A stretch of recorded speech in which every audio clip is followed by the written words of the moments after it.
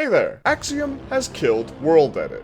Or has it? I'll have played Minecraft for 14 years come this October, over a year and a half of which has been spent on Wavetech creating some of the most complicated decorations for Minecraft's most complicated farms. To make these decorations, I use a little known tool called World Edit, a mod that I have over 8 years of building experience with. I've spent literally hundreds of hours learning and practicing every single command that World Edit has to offer. So imagine my shock, and kinda my horror, to learn that a brand new building tool was taking over the building community by storm, and, allegedly, had the potential to replace World Edit entirely. Now, if you've been on YouTube lately, you might have heard about Axiom from popular content creator Mogswamp. He did a showcase video that made the mod look like it was gonna squish World Edit to itty bitty pieces. And after a pal of mine shared that video to Wavetech's build chat, I knew I had to try it out. At the risk of sounding a little arrogant, I feel like I have an interesting angle when it comes to reviewing building mods due to my experience with World Edit. So in today's video, I'm going to systematically experiment with Axiom's features, and together we'll find out if it really is the World Edit killer. Here's how this is gonna work. I'm going to spend 3 days on stream to get to know and use Axiom.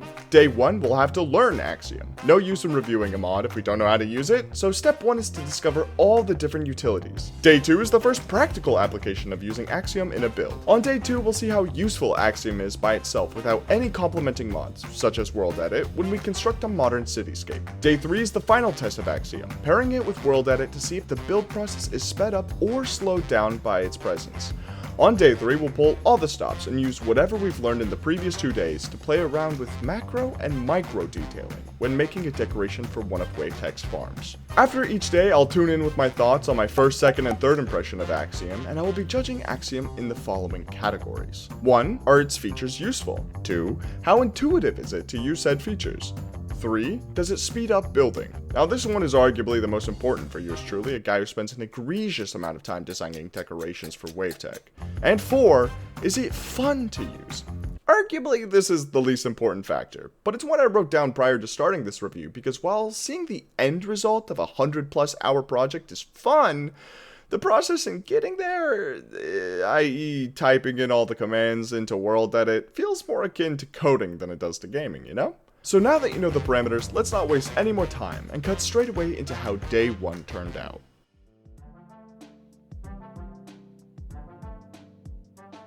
So we have to create a new world. Let's call this something fancy. Axiom testing world. That's pretty fancy, right? So I think we're all good to go. Let's create a new world. And, oh, there's, okay. Can I scroll to it? Oh, I can. First point. Second point. Scroll to move. What? What? What? Really? It's that? That is pretty cool. I'm gonna have so much fun. As mentioned, day 1 was just learning the ropes, which ultimately meant goofing around with Axiom. But most importantly, I began to realize how powerful this mod really was. By using left alt on the new hotbar space, we worked our way through the builder tools: move, extrude, smear, stack, and clone. These tools are excellently implemented and are very intuitive to use. My biggest gripe with them being the instructions for their use are in the middle of the screen. Which reminds me, before I continue, my review is largely based on what I myself experienced in the mod. If there's ways to change where the instructions are located, for example, like disabling them or moving them to the side, I simply didn't get that far in my testing. Let me know what I missed out on in the comments. I'm sure there's a lot. The real fun for me began when we started using the left side of the builder's tools during our testing. This is ridiculous. Oh my gosh, that's so cool. And look, we made a little like floating flower or something or whatever. I don't know what it is. What it is doesn't matter. The fact that I was able to just do that is so cool. Oh, it's fast. Oh, it's very fast. And directional. That's pretty cool. Hold down left click to break blocks very fast. There we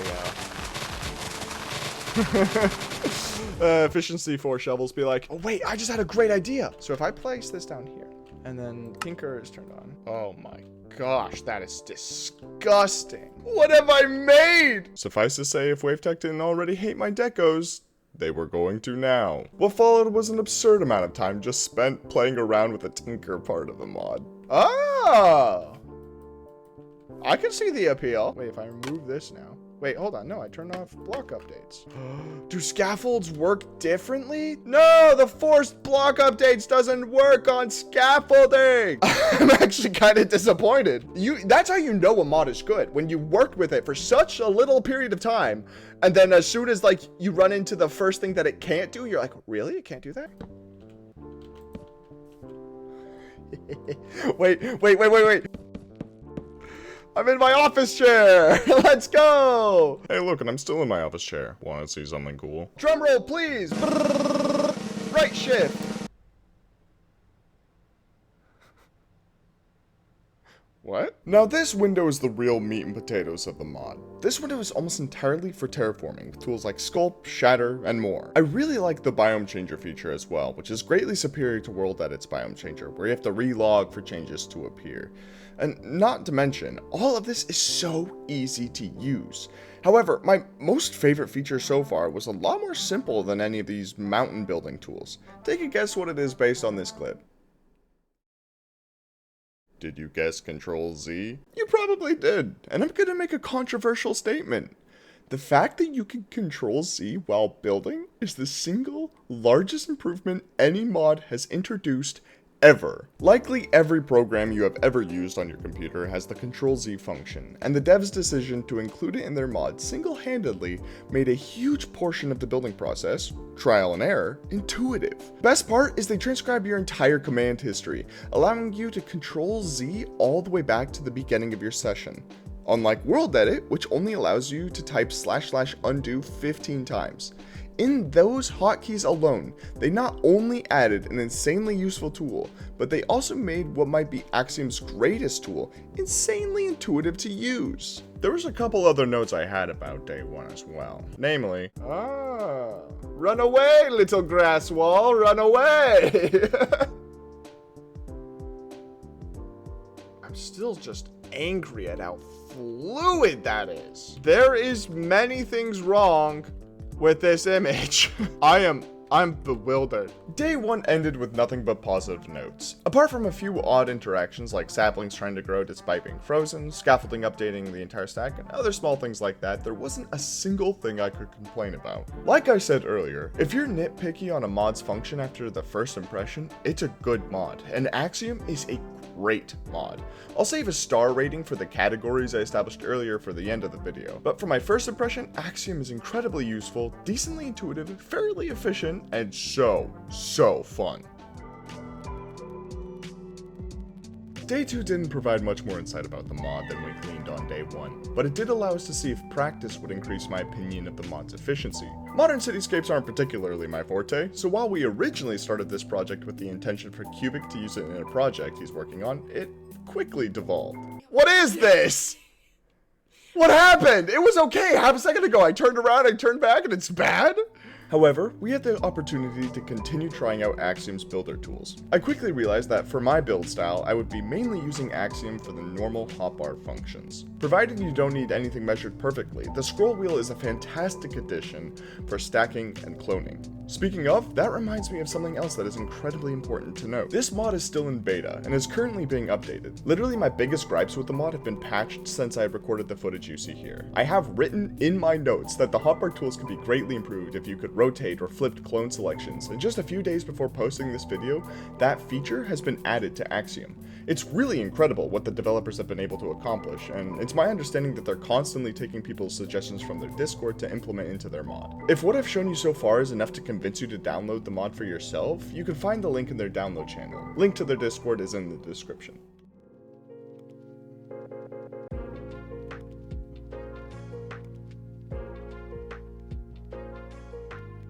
Day 3 was by far the most fun I had while testing Axiom. In it, we tried to get creative while making a farm decoration, exploring the Tinker tools to see what interesting things you can do with structures and foliage with only a surface level understanding of the mod. We started out in the terraforming window, I don't know its actual name, and created terrain for us to get started on. Since we were also using World Edit today, I also used Lightmatica, using an old building asset we created for the 3,500 subscriber special. Using Axiom with all my other standard tools really helped out. Much like my Patreon Skeeter, Milky, and Broski, as well as all the channel members, help keep content coming out weekly. Thanks guys, and having all the mods at my disposal was a ton of fun. For the sake of keeping this video to the point, I won't bore you with every detail from the stream, but the stream VOD playlist will be linked down below if you're interested to see everything. It was a lot of fun, with ideas like trident travel being suggested for navigating the terrain. I have a small goal of getting to 14 quadrillion subscribers by the end of August, and as a little incentive, I'll actually release this build for free at 5,000 subscribers. Thank you all so much for the support lately, it really does mean a lot. Much love, guys.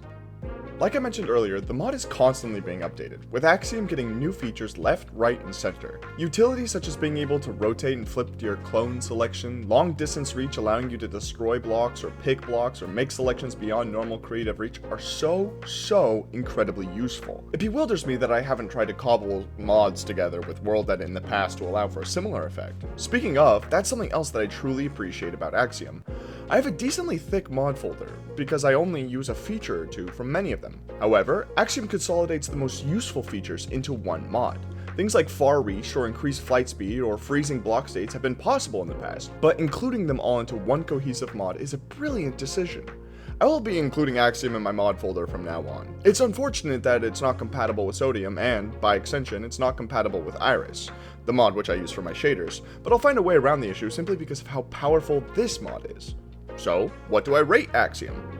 Well, judging from the categories I mentioned earlier, it'd have to be 5 stars for how useful it is, 4.5 stars for how intuitive it is, only being dinged by the terraforming window, 5 stars for how it boosts efficiency, and 10 stars for pure fun. And yes, that is out of 5 stars. I cut out an insane amount of notes for the sake of runtime on this video, but I'm fairly certain that I'll make another review on Axiom once it's officially published. This mod is too good not to. Feel free to subscribe to see that when it comes out, and peace!